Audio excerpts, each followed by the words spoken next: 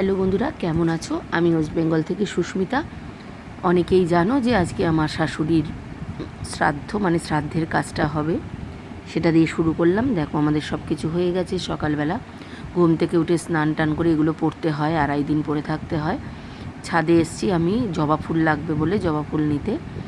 আর কিছুই না, সারাদিনের যে আমাদের যে পুরোহিত পুজো টুজো করলো সেগুলো নিয়েই আমি একটা ছোট্ট ব্লগ করলাম। অবশ্যই আশা রাখবো তোমরা দেখবে, ভালো লাগলে অবশ্যই কমেন্ট করো।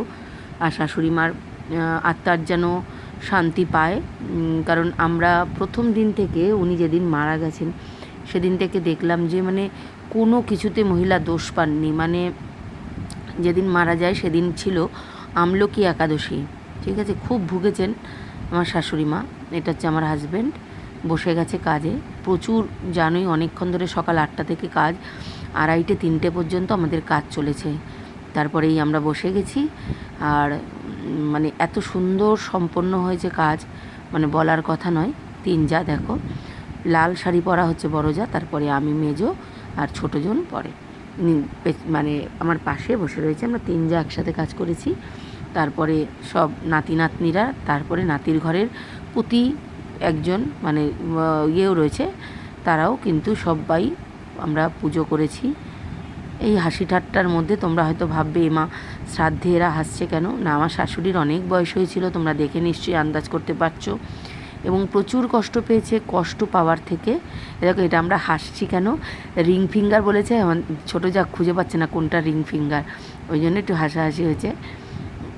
তারপরে দেখো, ওই জন্যই আমরা কিন্তু সবাই চেয়েছিলাম যে যা কষ্ট পাচ্ছে নিজে চোখে দেখা যাচ্ছিল না, আমরা একদম কাছ থেকে দেখেছি তো, শেষ দিন পর্যন্ত খুবই কষ্ট পেয়েছে।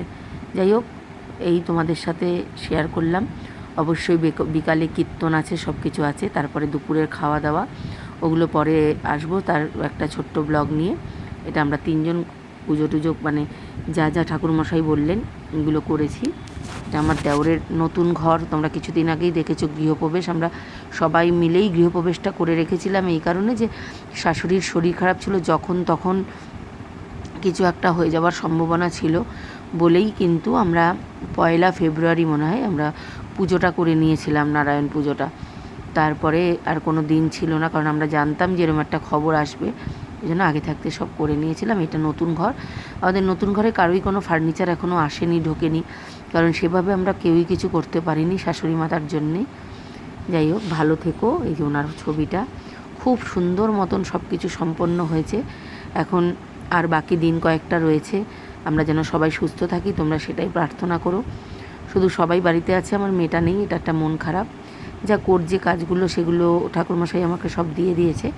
ওর সাথে যখন আমার দেখা হবে চেন্নাইতে গিয়ে কী করতে হবে সেটা আমি করে দেবো, তাহলে ও শুদ্ধ হয়ে যাবে। এই যে শাশুড়ি মা, এটা একদম শেষ সময়েরই ছবি। একটা অনেক আগের ছবি ছিল, সেটা দেওয়া হয়নি, এটা রিসেন্ট তোলা ছবি, এটাই দেওয়া হয়েছে।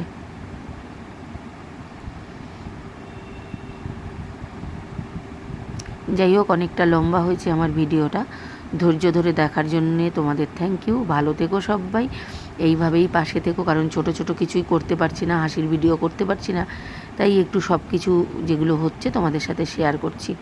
ভালো মন্দ যেটাই লাগবে ব্লগে অবশ্যই উত্তর দিও, মানে একটু কমেন্ট করে যেও। আমি আজকে আসলাম, তোমরা ভিডিওটা দেখতে থাকো শেষ পর্যন্ত।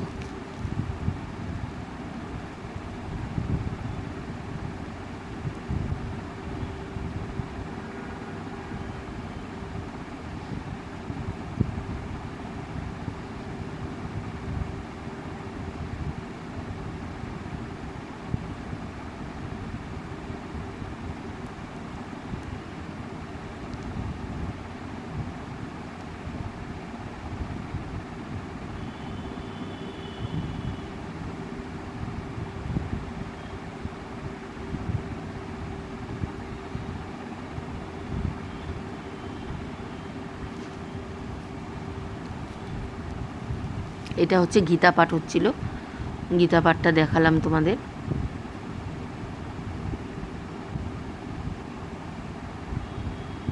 কাজ আর শেষ হচ্ছিল না, ভাগে ভাগে 2 ভাইকে ডাকছিল। আমাদের তো ছেলে বউদের বেশি কাজ নেই, 2 ভাই